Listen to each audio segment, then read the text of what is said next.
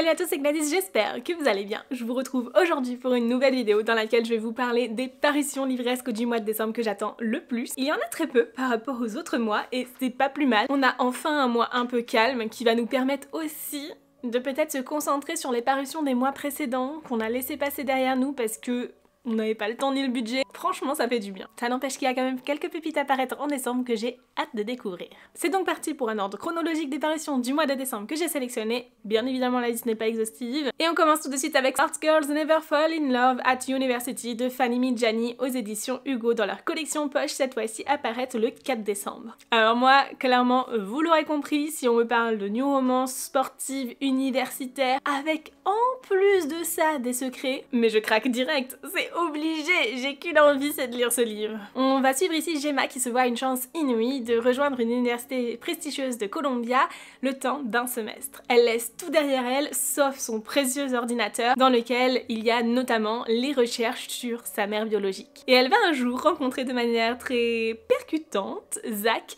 qui est lui membre de l'équipe de football de cette université, et leur rencontre va faire qu'ils vont s'échanger leur ordinateur. Mais alors, d'un côté, Gemma peut perdre tout ce qu'elle a comme recherche déjà acquise sur qui est sa mère biologique, et de l'autre côté, Zach n'a qu'une crainte, c'est qu'elle découvre ses plus sombres secrets. Clairement, j'ai hâte de découvrir ce livre qui, rien que pour sa mise en situation, m'a l'air très drôle.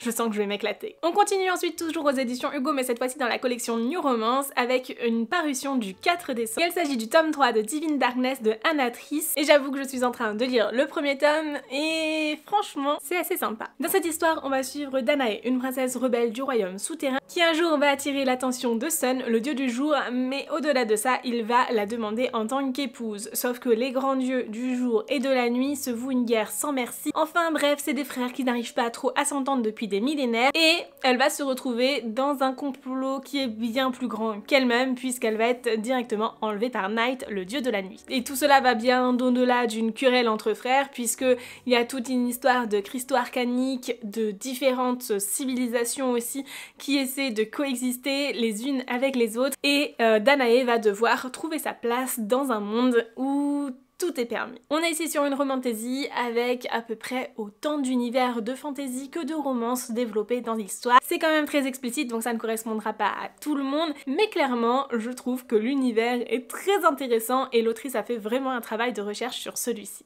Si vous avez aimé La Guilde des Ombres, ce n'est clairement pas aussi développé que ce que l'on retrouve dedans, mais il y a quand même des éléments qui reviennent, en particulier les différents types de fées, d'elfes, etc.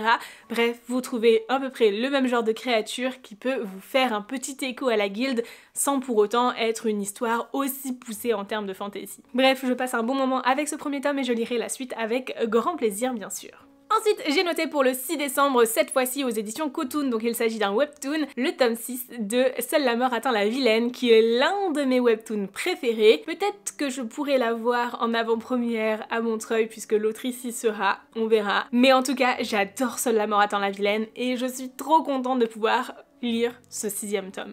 Bon, avant ça, j'ai un petit peu de tomes à lire puisque je crois que je me suis arrêtée au tome 3 pour le moment. Mais j'ai déjà le 4 et le 5 dans ma pile à lire, donc il serait temps que je continue aussi cette histoire. Je vous ai déjà parlé de cette histoire à plusieurs reprises, mais on sait jamais, peut-être que vous n'étiez pas là, donc je vais vous en reparler. Ici, on va suivre une jeune femme qui est fan d'un jeu vidéo, qui joue sans cesse, et c'est un jeu d'incarnation dans lequel, eh bien, le but est de séduire certains personnages pour arriver au bout de l'histoire, sans mourir. Alors qu'il y a une version facile du jeu dans laquelle on suit une protagoniste qui a déjà une affinité importante avec de nombreux personnages de l'histoire, eh bien, il y a aussi une version difficile dans laquelle on va suivre l'antagoniste, Penelope Lockhart, qui, elle, déteste tout le monde, et donc les tensions font que c'est très compliqué pour elle de survivre dès le début de ce scénario, puisque en fait chaque personne qu'elle va rencontrer ou presque a une jauge d'affinité qui commence proche de 0 avec elle, si ce n'est pas 0.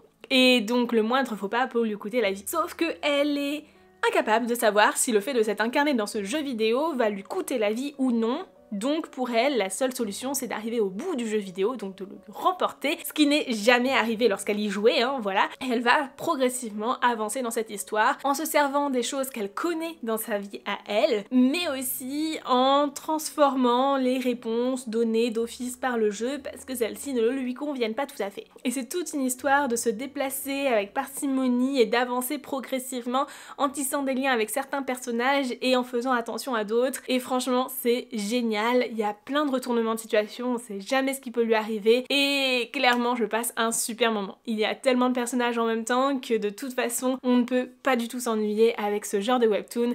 En plus de ça, je suis fan des dessins, je trouve que les illustrations sont juste magnifiques avec un jeu de couleurs qui est juste propre à cet univers, tout dans des tons de rose et de violet, vraiment très très beau. Bref, j'adore ce webtoon et j'ai qu'une hâte, c'est de continuer à le lire. Ensuite, j'ai noté pour le 6 décembre la parution du tome 2 de Filles et Destin, donc Les Disparus de Nancy de Kika Atsupulu, qui est à paraître aux éditions La Martinière Fiction. C'est ici une histoire qui me tente beaucoup, donc je n'ai toujours pas lu le tome 1, donc ça va être difficile de vous en parler, mais si j'ai noté ce tome 2, c'est parce que je me suis dit qu'il y a fort à parier que je réussisse à lire le tome 1 d'ici là. On verra bien, mais en tout cas d'ici peu, parce que je l'ai dans ma pile à lire depuis un moment. Mais surtout, j'ai réorganisé ma pile à lire de manière à mettre de côté tous ces livres qui existent aussi en livre audio parce que vous le savez, j'écoute beaucoup de livres audio et c'est un format de lecture qui m'aide beaucoup justement à avancer dans ces différentes lectures en plus de mes lectures papier, e-book, etc. Le fait d'avoir mis certains livres de côté en me disant celui-ci il existe en audio, tu n'as pas d'excuse Gladys, m'a fait comprendre que Filles du Destin existait en audio et que je pouvais totalement l'écouter pour savoir si cette histoire me plaît. On est ici sur une histoire qui se passe à Alante où la cohabitation est très difficile entre les humains et les dieux, mais surtout les parias dans cette histoire ce sont les dieux. Et ça franchement c'est hyper original parce qu'habituellement en général les parias dans un univers de fantasy ce sont toujours les humains ou en tout cas les personnes qui ne sont pas dotées de magie et là non, ce sont les divinités qui sont rejetées dans cet univers. On y suit ici Io qui est descendante d'une déesse et qui peine un peu à joindre les deux bouts dans cet univers mais surtout qui a cette capacité de voir les fils de vie de chacun. Elle s'en sert notamment pour essayer de résoudre quelques enquêtes mais sans grand succès. Jusqu'au jour où sa vie bascule puisqu'elle assiste à un meurtre, et pas des moindres, un meurtre qui est perpétré par une personne dont le fil de vie est coupé. Ce qui est complètement impossible, voilà. Elle doit alors résoudre ce mystère qui s'avère être plus politique qu'il n'y paraît, mais en plus de ça, à devoir s'allier avec une personne qu'elle fuit au plus haut point puisqu'il partage un fil d'argent avec elle. Clairement, il est destiné comme étant son âme sœur. Bref, ça me tente terriblement, je pense que cette histoire peut être vraiment super sympa. Ça fait un moment qu'il est dans ma pile à lire, donc j'ai hâte de pouvoir le découvrir. Et là maintenant, comme je vous ai dit, le premier tome existe en audio, donc je n'ai pas d'excuse pour découvrir cet univers. Et si ça me tente, eh bien le deuxième paraît très prochainement, donc je pourrai aussi le découvrir par la suite.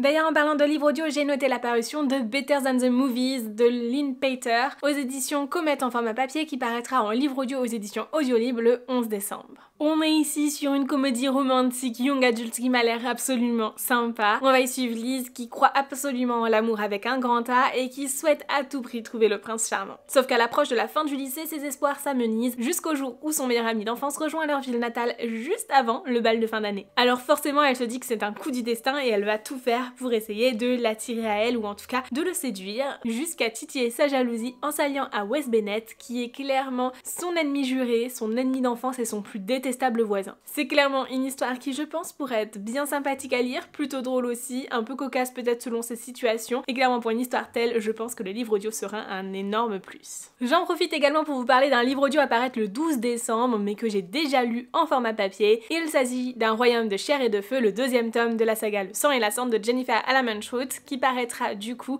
aux éditions Audio Télém et qui existe déjà en format papier aux éditions de Sexus et J'ai lu si je me trompe pas. C'est ici un livre audio qui est lu par Charlotte Gagnor. Je l'avais interviewée il y a quelques temps et dans son interview elle nous confiait qu'après avoir fait la narration de Force Wing et Iron Flame qui étaient du coup les premières romantaisies qu'elle avait narrées, elle n'avait qu'une envie, c'était de continuer à narrer des romantaisies. Et depuis, je ne cesse de voir son travail avec différentes narrations de romantaisies qui voient le jour et franchement je suis tellement contente pour elle. Donc si jamais vous souhaitez découvrir cet univers, continuer cette saga puisqu'on est sur le deuxième tome, eh bien n'hésitez pas à aller découvrir ces livres audio lus par Charlotte.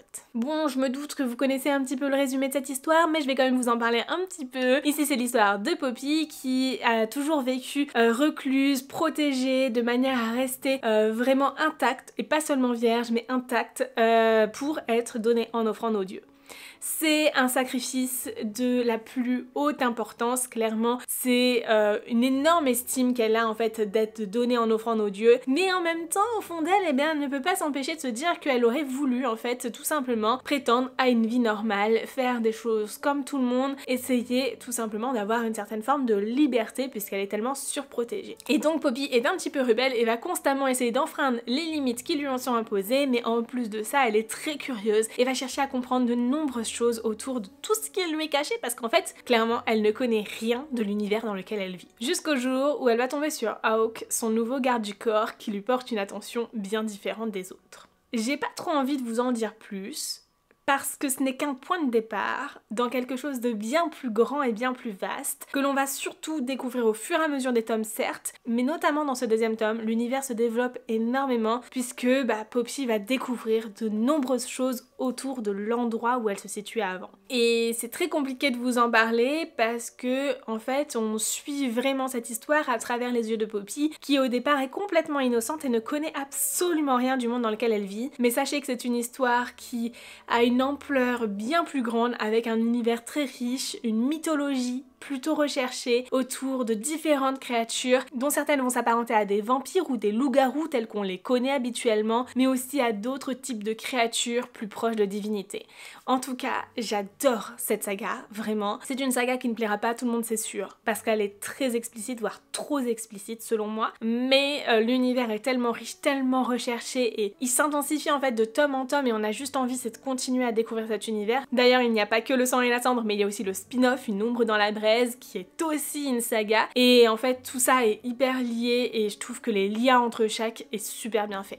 Bref, si vous aimez les écrits de Jennifer Lamannschaft et surtout si vous avez aimé ce qu'elle a pu inventer dans Covenant ou encore Dark Element, qui sont des sagas originales mais qui ont aussi leur propre spin-off, eh bien je pense que vous allez adorer ce qu'elle a créé ici puisqu'on est clairement sur un combo de toute cette mythologie qu'elle a pu créer petit à petit dans des sagas young adultes qui prend beaucoup plus d'ampleur dans une saga adulte cette fois-ci. Et clairement, je pourrais vous en parler pendant des heures parce que clairement j'adore cet univers. Moi de mon côté j'ai bien avancé dedans donc je n'attends qu'une chose, c'est de pouvoir lire le deuxième tome du spin-off qui attend dans ma pile à lire. Mais j'avoue que maintenant que je sais que Charlotte les narre en livre audio, je me dis que je peux bien être un petit peu patiente pour l'écouter en livre audio au moment où il paraîtra. On continue ensuite avec une parution du 26 décembre. Il s'agit de Wild Sky de Zaya Feli aux éditions Bookmark et qui d'ailleurs est traduit par Loïc Le Jalut que j'ai pu interviewer juste ici si ça vous intéresse. C'est clairement un livre qui me tente énormément et que vous pouvez être sûr que je lirai en décembre puisque je vais avoir la chance de travailler avec les éditions Bookmark autour de ce titre. Vous pouvez pas savoir à quel point je suis reconnaissante de fou d'avoir de telles opportunités de collaboration. C'est un truc de dingue et c'est clairement grâce à vous, grâce à votre présence sur mes réseaux sociaux, vos commentaires, etc. Donc n'hésitez vraiment pas si vous voulez encourager tout ça à continuer de me soutenir. Ça me fera toujours extrêmement chaud au cœur, extrêmement plaisir, vous pouvez pas savoir à quel point. Mais surtout, je suis tellement reconnaissante de voir que tout ce travail que j'ai pu fournir pendant tellement d'années et qui à la base était juste mon loisir, mais un loisir qui clairement prenait beaucoup trop de temps, peut aujourd'hui devenir mon métier et franchement j'en reviens toujours pas. En fait j'ai beaucoup de mal à réaliser ce qu'il m'arrive, voilà.